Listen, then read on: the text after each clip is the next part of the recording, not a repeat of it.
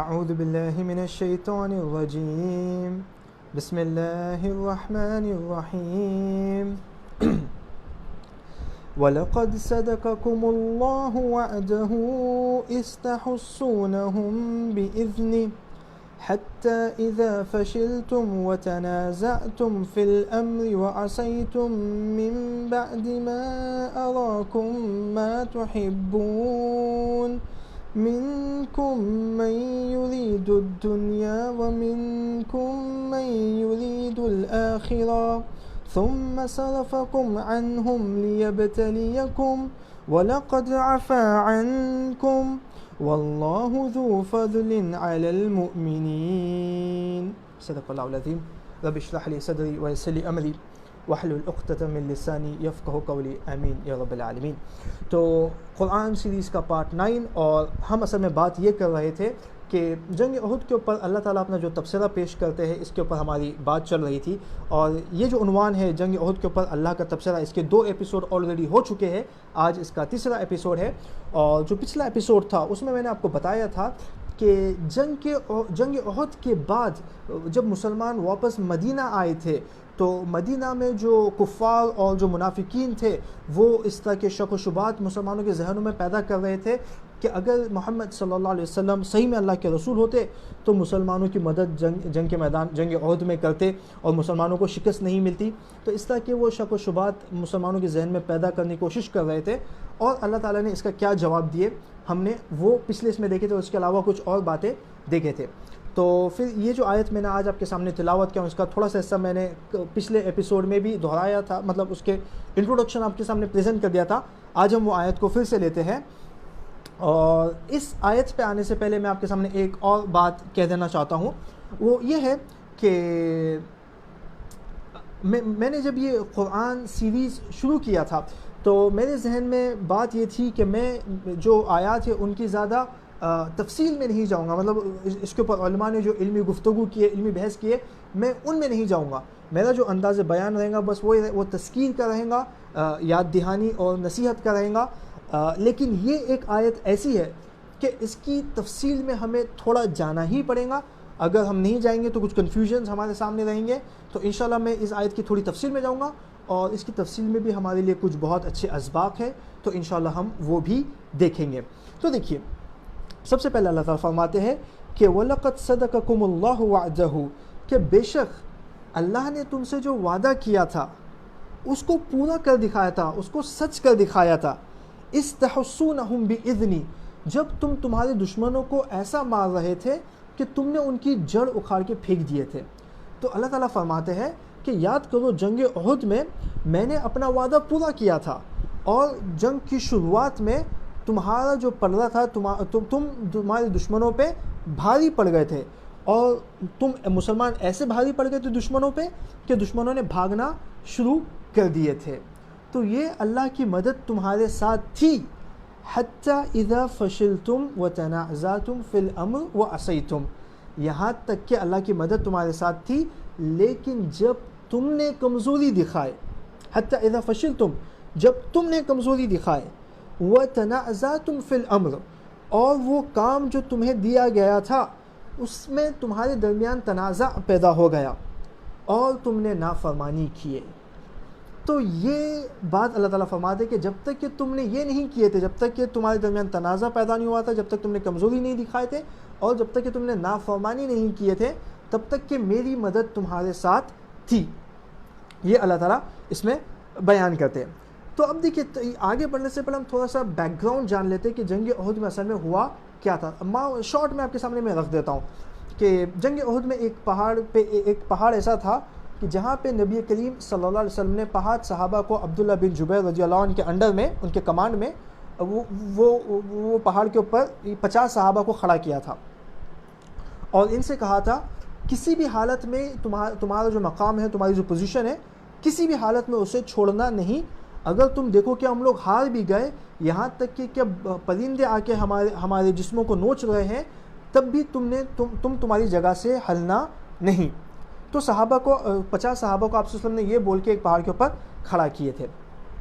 پھر جنگ احد پیش آئی، اور جیسا کہ اللہ تعالیٰ فرماتے ہیں کہ اللہ نے پہلے تو مسلمانوں کی مدد کی ہے جب مسلمانوں نے دشمن کو ایسا مارے کہ ان کی جڑ اکھاڑ کے پھینک دیے تھے، تو جو دشمن تھے مشرکین مکہ تھے وہ جنگ کا میدان چھوڑ کے بھاگنے لگے۔ اب جب یہ لوگ جنگ کا میدان چھوڑ کے بھاگنے لگے تو وہ جو تیر انداز پہاڑ کے اوپر تھے، 50 تیر انداز جو پہاڑ کے اوپر تھے، انہیں ایسا لگا کہ اب تو ہم لوگ جنگ جیت گئے، تو چلو اب کیونکہ ہم لوگ جنگ جیت گئے تو چلو جا کے مال غنیمت جمع کر لیتے ہیں، جو پیچھے پورا مال غنیمت پڑا ہوا ہے، چلو اسے جا کے جمع کر لیتے کیونکہ ہم لوگ جنگ جیت گئے۔ انہیں ایسا لگا اور وہ لوگ پہاڑ سے اترنے لگے۔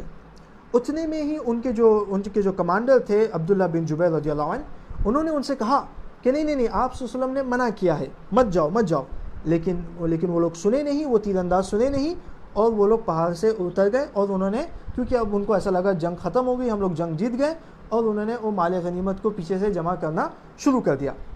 اب اس کا فائدہ دشمنوں میں خالد بن ولید تھے، اور اس کا فائدہ پھر خالد بن ولید نے اٹھا لیے، وہ تب دشمنوں میں سے تھے، مشرکین مکہ میں سے تھے، اور انہوں نے پھر وہ پہاڑ کے پیچھے سے آ کے مسلمانوں کے اوپر پیچھے سے حملہ کر دیا۔ اب جب مسلمانوں کے اوپر دونوں طرف سے حملہ ہو گیا تو مسلمانوں کی پھر حالت خراب ہو گئی، اور پھر مسلمان جنگ کے میدان سے کچھ مسلمان بھاگنے لگے۔ تو یہ حالات مسلمانوں کے اوپر پیش آ گئے تھے۔ تو ان حالات کو آپ تھوڑا سا ذہن میں رکھیے، اور پھر اب ہم اس آیت کی تفصیل کے اوپر دیکھتے ہیں۔ تو جیسا میں نے پہلے کہا، پہلے تو اللہ نے یہ کہا کہ اللہ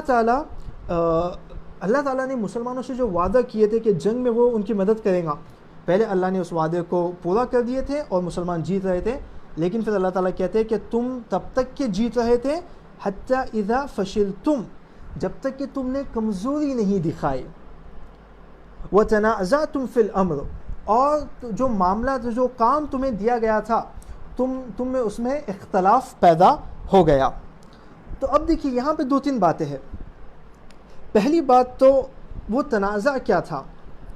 وہ تنازع یہ تھا جو جیسا میں نے آپ کو پہلے بتایا کہ جنگ اب کیونکہ جیت گئے ہیں تو نیچے جانا یا نہیں جانا۔ کچھ صحابہ کا کہنا تھا کہ جنگ جیت گئے، چلو اب نیچے چلے جاتے ہیں اور مال غنیمت جمع کر لیتے، لیکن دوسروں کا کہنا کیا تھا؟ نہیں ابھی جنگ آپ صلی اللہ علیہ وسلم نے منع کیے ہے۔ تو یہ جو ان کے درمیان تنازع پیدا ہو گیا تھا، اسے اللہ تعالیٰ کہتے ہیں کہ یہ تم نے تنازع کیے اور اس کی وجہ سے تم نے کمزوری دکھایا، مطلب تم ڈھیلے پڑ گئے، تم کو جو کام دیا گیا تھا اس میں تم ڈھیلے پڑ گئے۔ وَعَصَيْتُمْ، اور تم نے نافرمانی کیے۔ اب دیکھیے یہاں پہ نافرمانی کیے، اس کا کیا مطلب ہے؟ اس کے بارے میں مفسرون یہ لکھتے ہیں کہ ضروری نہیں ہے کہ یہاں پہ ڈائریکٹ نبی کریم صلی اللہ علیہ وسلم کی نافرمانی ہوئی، ڈائریکٹ آپ صلی اللہ علیہ وسلم کی نافرمانی نہیں ہوئی، انڈائریکٹ ہوئی۔ انڈائریکٹ کیسے؟ ڈائریکٹ اور انڈائریکٹ، ڈائریکٹ کیوں نہیں اور انڈائریکٹ کیسے، میں آپ کو بتاتا ہوں۔ یہ میں نہیں بتا رہا ہوں، مطلب مفسرون ہی اس کی تفصیل ہمیں بتاتے ہیں۔ اور مفسرون کیا تفصیل بتاتے ہیں کہ جو صحابہ نے یہ کہا کہ چلو اب نیچے چلے جاتے ہیں کیونکہ جنگ جیت گئے، تو ان کا کہنا یہ تھا، انہوں نے آپ صلی اللہ علیہ وسلم کی جو آپ صلی اللہ علیہ وسلم نے ان سے جو کہا تھا اس کی تعویل انہوں نے ایسی کی ہے کہ نبی کریم صلی اللہ علیہ وسلم نے ہم کو یہاں رکنے کا بولے تھے، اگر وہ لوگ ہاریں گے تو، مطلب جب مسلمان اگر ہاریں گے تو ہم کو یہاں پہ رکنے کو کہا تھا۔ انہیں ایسا کہا، آپ صلی اللہ علیہ وسلم کے الفاظ یہ تھے کہ اگر تم ہم کو ہارتا بھی دیکھو اور یہاں تک کہ پرندے ہمارے جسموں کو نوچ رہے ہیں تب بھی چھوڑنا نہیں، جگہ کو چھوڑنا نہیں۔ تو صحابہ نے تعویل یہ کی کہ وہ جو نبی کریم صلی اللہ علیہ وسلم کا حکم تھا وہ ہار کے وقت کا تھا، اگر مسلمان ہارتے تو ہم کو یہاں سے نہیں ہٹنا تھا، لیکن کیونکہ اب مسلمان جیت گئے تو ہم جا سکتے۔ انہوں نے اس طرح سے تعویل کیے، تو ڈائریکٹ آپ صلی اللہ علیہ وسلم کی نافرمانی نہیں کیے، لیکن انڈائریکٹ نبی کی نافرمانی ہوئی۔ کیسے؟ کیونکہ ان کے جو سردار تھے عبداللہ بن جبیر، انہیں کہا کہ نہیں آپ صلی اللہ علیہ وسلم کا مطلب یہ نہیں تھا، آپ صلی اللہ علیہ وسلم کا مطلب یہ تھا کہ کسی بھی حالت میں ہم کو یہیں پر ہی رکنا ہے۔ عبداللہ بن جبیر رضی اللہ عنہ ان کے جو کمانڈر تھے انہوں نے یہ کہا، تو یہ ان کے درمیان تنازع پیدا ہو گیا، اور اس لیے انڈائریکٹ نبی کریم صلی اللہ علیہ وسلم کی نافرمانی ہوئی، کیونکہ آپ صلی اللہ علیہ وسلم ایک حدیث میں فرماتے ہیں کہ من اطاعنی فقد اطاع اللہ، کہ جس نے میری اطاعت کیا اس نے اللہ کی اطاعت کیا، ومن عصانی فقد عصا اللہ، اور جس نے میری نافرمانی کیا اس نے اللہ کی نافرمانی کیا، ومن اطاع امیری، اور جس نے میرے امیر کی اطاعت کیا، مطلب میں نے جسے امیر بنایا اور جو شخص نے اس امیر کی اطاعت کیا فقط اطاعنی تو اس نے میری اطاعت کیا، ومن اساء امیری اور جس نے میرے امیر کی نافرمانی کیا فقط عصانی اس نے میری نافرمانی کیا۔ تو اس لیے انڈائریکٹلی آپ صلی اللہ علیہ وسلم کی نافرمانی تھی، اور اللہ تعالیٰ فرماتے ہیں کہ جب تم نے یہ کیے، جب تم نے کمزوری دکھائے اور جب تم نے تنازع آپس میں کر دی اور نافرمانی کیے، اور یہ تم نے یہ نافرمانی، یہ تنازع تمہارے درمیان کب پیدا ہوا، یہ نافرمانی تم نے کب کیے اور تم ڈھیلے کب پڑے، تمہارے اندر کمزوری کب آ گئی؟ اللہ تعالیٰ فرماتے ہیں من بعد ما اراکم ما تحبون، اس کے بعد کہ ایک منٹ لیکن ہمارے اس کے بعد کہ من بعد ما اراکم ما تحبون، اس کے بعد کہ اللہ نے تمہیں وہ دکھا دیا جس سے تم محبت کرتے ہو۔ یہ جیسا کہ آپ جانتے ہیں یہ فیس بک پہ لائیو چل رہا ہے، جو آگے سنیں گے ان کو یہ پتہ ہونا چاہیے یہ فیس بک پہ لائیو چل رہا ہے، اور ایک سوال آیا ہے، میں انشاءاللہ اس کے اوپر بعد میں آؤں گا، میں اپنی بات پوری کر لیتا ہوں۔ اوکے، تو اللہ تعالیٰ فرماتے ہیں کہ یہ نافرمانی تم نے کب کی ہے؟ من بعد ما اراکم ما تحبون، جب اللہ نے تم کو وہ دکھا دیا جس سے تم محبت کرتے تھے، ما تحبون، تو جب تم لوگوں نے وہ دیکھ لیے جس سے تم محبت کرتے تھے، اس کے بعد تم نے تمہارے درمیان تنازع بھی پیدا ہو گیا اور تم نے نافرمانی بھی کی۔ اب یہ جو ہے ما تحبون جس سے تم محبت کرتے تھے، اس کا مطلب کیا ہے؟ اس میں بھی جو مفسرون ہیں انہوں نے دو الگ الگ باتیں لکھی ہے۔ کچھ مفسرون یہ لکھتے ہیں کہ اس میں مراد مال غنیمت ہے، لیکن دوسرے مفسرون لکھتے ہیں کہ اس میں مراد مال غنیمت نہیں ہے، اس میں مراد فتح ہے، جیت ہے۔ اور زیادہ تر مفسرون کی رائے یہ ہے کہ ما تحبون سے مراد جیت ہے۔ تو اللہ تعالیٰ فرماتے ہیں کہ تم کمزور تم کو جو کام دیا گیا تھا اس میں تم کمزور پڑ گئے، اس میں تم ڈھیلے پڑ گئے، اس کے بعد کہ تم نے جو جیت دیکھ لیے، تم نے جو فتح دیکھ لیے، اس کے بعد تم کمزور پڑ گئے اور تمہارے درمیان تنازع پیدا ہو گیا اور تم نے نافرمانی کی۔ میکسیمم مفسرون کا یہی کہنا ہے، اور اس کی دلیل وہ قرآن سے ہی دیتے ہیں۔ وہ کہتے ہیں کہ ما تحبون، تم جس چیز کی محبت کرتے ہو اس سے مراد فتح ہے۔ اس کی دلیل سورہ صف کی کچھ آیات میں سے وہ دیتے ہیں، جہاں پہ اللہ تعالیٰ ایمان والوں سے کہتے ہیں کہ اے ایمان والو، کہ میں تمہیں ایک ایسی تجارت دکھاؤں کہ جو تمہیں ایک بہت زبردست عذاب سے بچا لے۔ اور اللہ تعالیٰ فرماتے ہیں تم کو دو کام کرنا ہے، تم کو اللہ اور اس کے رسول پہ ایمان لانا ہے، اور تم کو اللہ کی راہ میں جد و جہد کرنا ہے۔ اب اگر تم یہ دو کام کر لو گے تو اللہ تعالیٰ فرماتے ہیں یغفر لکم ذنوبکم، اللہ تمہارے گناہ معاف کر دے گا، وَيُدْخِلْكُمْ جَنَّاتٍ تَجْرِي مِن تَحْتِهَا الْأَنْهَارُ، اور اللہ تمہیں ایسے جنت میں داخل کرے گا جس کے نیچے نہریں بہتی ہے۔ پھر اللہ تعالیٰ فرماتے ہیں وَمَسَاكِنَ طَيِّبَةً فِي جَنَّاتِ عَدْنٍ، اور اللہ تعالیٰ تمہیں ایسے گھروں، ایسے صاف اور ایسے پاک گھروں میں داخل کرے گا جو ہمیشہ کی جنت میں رہیں گے۔ وَمَسَاكِنَ طَيِّبَةً فِي جَنَّاتِ عَدْنٍ، تو اللہ تعالیٰ تمہیں ایسے پاک گھروں میں داخل کرے گا جو ہمیشہ کی جنت میں رہیں گے۔ اور اللہ تعالیٰ فرماتے ہیں ذَلِكَ الْفَوْزُ الْعَظِيمُ، یہ بہت بڑی کامیابی ہے۔ پھر اس کے بعد اللہ تعالیٰ سورہ صف میں فرماتے ہیں وَأُخْرَى تُحِبُّونَهَا، اور اللہ تعالیٰ تمہیں وہ دوسری چیز بھی دے گا جس سے تم محبت کرتے ہو۔ وَأُخْرَى تُحِبُّونَهَا، اور اللہ تعالیٰ تمہیں، دیکھو وہی الفاظ ہے، یہاں پہ جو لفظ آیا تحبون، ما تحبون، وہاں پہ بھی وہی لفظ آیا وَأُخْرَى تُحِبُّونَهَا، اور اللہ تعالیٰ تمہیں وہ دوسری چیز بھی دے گا جس سے تم محبت کرتے ہو، اور وہ کیا ہے؟ نصر من اللہ وفتح قریب، اللہ کی طرف سے مدد اور وہ فتح، وہ جیت جو بہت قریب ہے۔ تو صحابہ رضی اللہ عنہم اجمعین وہ اس چیز سے محبت کرتے تھے کہ اللہ کی طرف سے مدد آ جائے اور ان کو وہ جیت مل جائے، اس جیت سے وہ محبت کرتے تھے۔ تو یہاں پہ جب انہیں وہ چیز جو انہیں پسند تھی، جن سے انہیں محبت تھی، وہ جیت جب انہیں مل گئی تو انہوں نے وہ کام میں کمزوری دکھائی، اس کام میں وہ ڈھیلے پڑ گئے جو انہیں دیا گیا تھا وہیں پر ہی جمے رہنے کا، اور ان کے درمیان تنازع پیدا ہو گیا، اور پھر وہ وہاں سے نیچے اتر گئے اور انہوں نے نافرمانی کیے۔ تو یہاں پہ ما تحبون سے مراد جیت ہے، میکسیمم مفسرون کا یہی کہنا ہے۔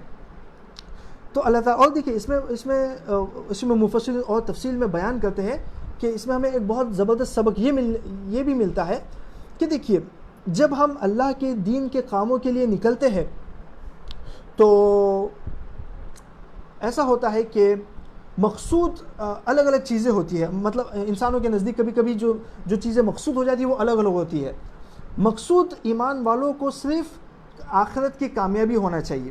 جیسے کہ اسی یہ جو آیات میں تلاوت کر رہا ہوں انہی آیات سے کچھ آیات پہ اللہ تعالیٰ فرماتے ہیں وَسَارِعُوا إِلَى مَغْفِرَةٍ مِّن رَبِّكُمْ وَجَنَّةٍ عَرْضُهَا السَّمَاوَاتِ وَالْأَرْضِ کہ اللہ تعالیٰ فرماتے ہیں کہ وَسَارِعُوا کہ تم تیزی سے آگے بڑھو، تیزی سے تم آگے بڑھو. وَسَارِعُوا إِلَى مَغْفِرَةٍ مِّن رَبِّكُمْ اللہ کی مغفرت کے لیے. وَجَنَّةٍ عَرْضُهَا السَّمَاوَاتِ وَالْأَرْضِ اور وہ جنت کے لیے جو زمین اور آسمان کی جیسی وسیع ہے. تو یہ مقصود ہونا چاہیے ایمان والوں کو، صرف یہ مقصود ہونا چاہیے. لیکن پھر کبھی کبھی کیا ہوتا ہے جب ہم دین کے کام کرتے ہیں تو بے شک یہ تو ایک مقصد ہوتا ہے ہمارا، لیکن کبھی کبھی پھر ہم دنیا میں بھی کچھ چیزوں کو اپنا مقصد بنا لیتے ہیں. اور یہاں پہ مسلمانوں کے نزدیک کیا مقصد ہو گیا تھا؟ وہ جنگ جیتنا. ایک مقصد تو تھا اللہ کے دین کو بلند کرنا، لیکن پھر دنیاوی مقصد کیا ہو گیا تھا؟ وہ جیت حاصل کرنا اس جنگ میں. اسی طرح دیکھیے ہم جو بھی دین کے کام کرتے ہیں اس میں ہمارے اس طرح کے دونوں مقاصد ہوتے ہیں، لیکن نہیں ہونا چاہیے. ابھی دیکھیے مثلا اگر ہم کو اگر مان لو اجتماعات لینا ہے یا ہم کو لوگوں کو جمع کر کے ان کی تربیت کرنا ہے وغیرہ وغیرہ، تو جب ہم اجتماعات کنڈکٹ کرتے ہیں اور جب ہم اس کی طرف لوگوں کو بلاتے ہیں تو ہمارا ایک مقصد یہ ہوتا ہے کہ زیادہ سے زیادہ لوگ اس میں شامل ہو جائیں. لیکن پھر کبھی کبھی ہوتا کیا ہے، ہم ایسا دیکھتے ہیں کہ کئی سالوں تک ہم محنت کریں لیکن وہی 4 5 6 لوگ، وہی 4 5 6 لوگ.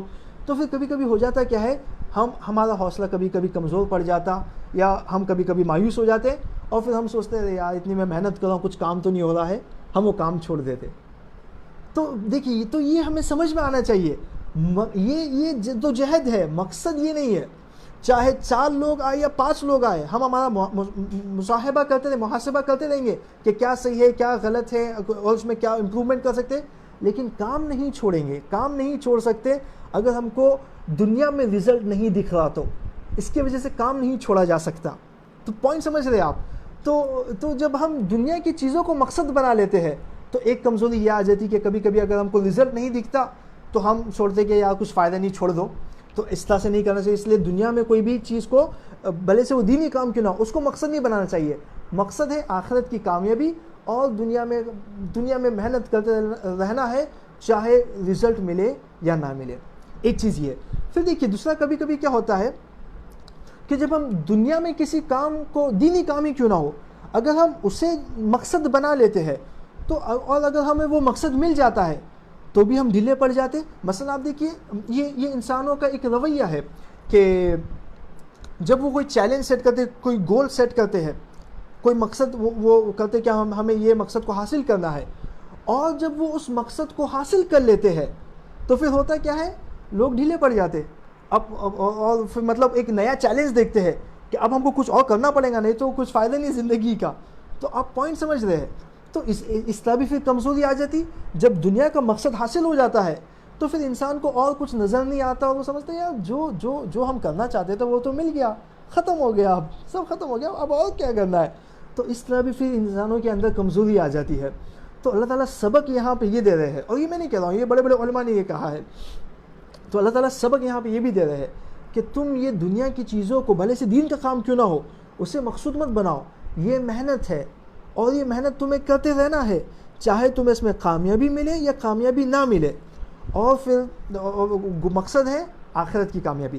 تو بہرحال تو اللہ تعالیٰ تو جب مسلمانوں نے دیکھے کہ وہ جو جیت جس کو وہ پسند کرتے تھے وہ جیت جب انہیں مل گئی تو انہیں لگا اب ان کا کام ہو گیا، اور اس طرح پھر اس کام میں انہوں نے کمزوری دکھائی، وہ ڈھیلے پڑ گئے اور وہ اس پہاڑ سے نیچے آ گئے. بہرحال تو امید کرتا ہوں آپ کو یہاں تک بات کلیئر ہو گئی ہے. اور پھر وہ اس پہاڑ سے نیچے آ گئے اور پھر لیکن ان کو وہیں پر ہی کھڑے رہنے کو کہا گیا تھا.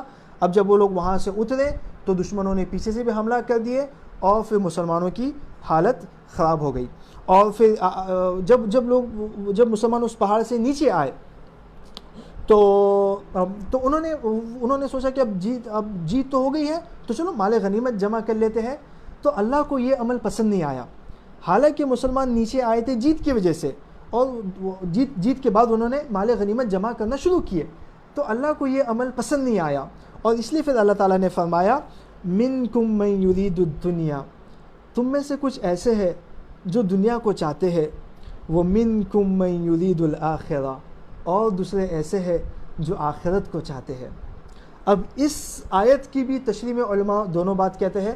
کچھ مفسرون یہ کہتے ہیں کہ یہ مال غنیمت کے تعلق سے ہے, کہ جب مسلمانوں نے مال غنیمت جمع کرنا شروع کیا تو اللہ کو یہ بات پسند نہیں آئی اور اللہ نے یہ کہا. پھر دوسرے مفسرون یہ کہتے ہیں کہ یہ اسی عمل کے تعلق سے ہے جو میں نے آپ کو پہلے سمجھایا, کہ دین میں بھی دین کے کاموں کو بھی مقصد بنا لینا. تو اگر تم یہ دین کے کاموں کو مقصد بنا لیتے تو اللہ تعالیٰ فرماتے کہ تم دنیا کو پسند کر رہے ہو, تمہیں دین کے کام کو مقصد نہیں بنانا ہے, وہ کام کرتے رہنا ہے, چاہے تم کو اس میں جیت حاصل ہو, کامیابی ملے یا نہ ملے, تم کو کام کرتے رہنا ہے آخرت کو مقصد بناتے ہوئے. تو اللہ تعالیٰ یہی بات فرماتے ہیں کہ منکم من یرید الدنیا, تم میں سے کچھ ایسے ہیں جو دنیا کو چاہتے ہیں, وہ منکم من یرید الآخرہ, اور دوسرے ایسے ہیں جو آخرت کو چاہتے ہیں. تو پھر جب وہ لوگ پہاڑ سے اترے, پیچھے سے دشمنوں نے حملہ کر دیے, تو پھر اللہ تعالیٰ فرماتے ہیں ثم صرفکم عنہم لیبتلیکم, تو تم جب تمہارے دشمنوں کو ختم کر رہے تھے لیکن پھر جب پیچھے سے بھی حملہ ہو گیا تو اللہ تعالیٰ فرماتے ہیں ہم نے کیا کیے, ہم نے تمہارا دھیان تمہارے دشمنوں سے ہٹا دیے. تو اس کا مطلب کیا ہوا؟ اب اس کا مطلب اب یہ ہوا کہ اب تمہارے دشمن تم پہ بھاری پڑ گئے, اب تم کمزور پڑ گئے اور اب تمہارے دشمن تم پہ بھاری پڑ گئے. اور پھر مسلمان کافی پریشانی میں آ گئے, اور پھر کچھ مسلمان بھاگنے بھی لگے جنگ کے میدان سے, یہاں تک کہ آگے وہ آیت آئیں گی انشاءاللہ, میں آگے پھر آپ کو وہ بات کہوں گا. ایک بات ذہن میں آئی تھی لیکن وہ اگلی آیت میں میں اسے کہوں گا. تو بہرحال تو یہ حالت آ گئی. تو لیکن پھر بھی آپ دیکھیے, اب جب مسلمانوں کی یہ حالت خراب ہو گئی, مسلمان اس طریقے سے پریشانی اور مصیبت میں آ گئے, تو اللہ تعالیٰ یہ فرماتے ہیں کہ تمہارے اوپر یہ جو پریشانی اور یہ مصیبت آئی وہ اس لیے نہیں آئی کہ اللہ تعالیٰ تمہیں کچھ سزا دینا چاہتا تھا یا اللہ تعالیٰ تم سے کچھ ناراض تھا. اللہ تعالیٰ فرماتے ہیں کہ یہ مصیبت تو تمہارے اوپر اس لیے آئی لیبتلیکم, تاکہ اللہ تمہارا امتحان لے. تو یہ بس اللہ کی طرف سے ایک امتحان تھا, یہ تمہارے اوپر کوئی سزا نہیں تھی اور نہ ہی یہ کچھ ایسا تھا کہ اللہ تم سے ناراض ہے وغیرہ وغیرہ. یہ بس اللہ کی طرف سے ایک امتحان تھا. وَلَقَدْ عَفَا عَنْكُمْ, اور اللہ نے تو تم کو پہلے سے معاف کر دیا. اللہ دیکھیے, اللہ صحابہ رضی اللہ عنہم اجمعین سے کتنی محبت کرتے ہیں.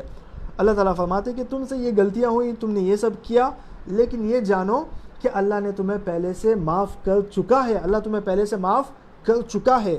وَلَقَدْ عَفَا عَنْكُمْ وَاللَّهُ ذُو فَضْلٍ عَلَى الْمُؤْمِنِينَ, اور اللہ تو ایمان والوں کے اوپر بہت فضل کرنے والا ہے, بہت ان کے اوپر کرم کرنے والا ہے, ان کے اوپر بہت رحم کرنے والا ہے.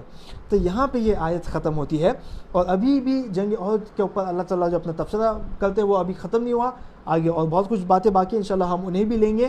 اس آیت سے جو باتیں ہمیں ذہن میں رکھنا ہے بس وہ یہ ہے کہ ہم ہمیشہ یہ دھیان میں رکھیں کہ ہم دنیا کو آخرت کے اوپر کبھی ترجیح نہ دیں, اور دنیا میں کسی بھی کام کو آخرت کی کامیابی کے اوپر کبھی بھی ترجیح نہ دے. اور اسے ہم یہ سبق ملتا ہے, دوسرے بھی اسباق ہے, تو انشاءاللہ ہم اسے اور کنٹینیو کریں گے. اگر آپ کو اس ویڈیو سے فائدہ ہوا ہے تو آپ اسے ضرور شیئر کریے, اور انشاءاللہ اس کے بعد میں ہمارے واٹس ایپ کی گروپ کی لنک بھی کمنٹ میں ڈال دوں گا, تو آپ ہمارا واٹس ایپ گروپ بھی جوائن کر سکتے ہو. انشاءاللہ کوئی ویڈیو اس طرح سے مس نہیں ہوگا. وآخر دعوانا ان الحمد للہ رب العالمین, والسلام علیکم.